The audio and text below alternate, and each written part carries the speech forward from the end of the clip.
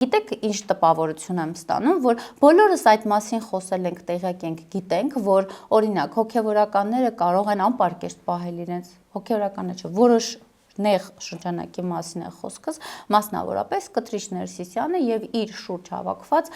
նեղ շրջանակը։ Իրենք կարող են իրենց անպարկեշտ պահել, իրենց կարող են թույլ տալ այնպիսի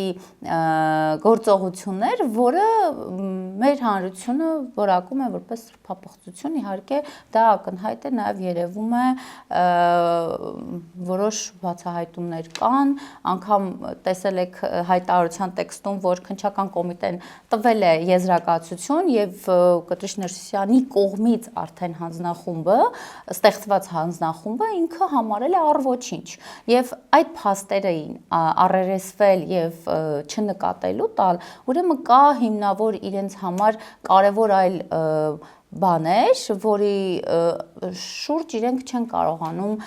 որոշում կայացնել։ Ինքը պետք է այսօր եւ այդ Ազատի վեհարանը Կտրիչ Ներսիսյանը պետք է գնա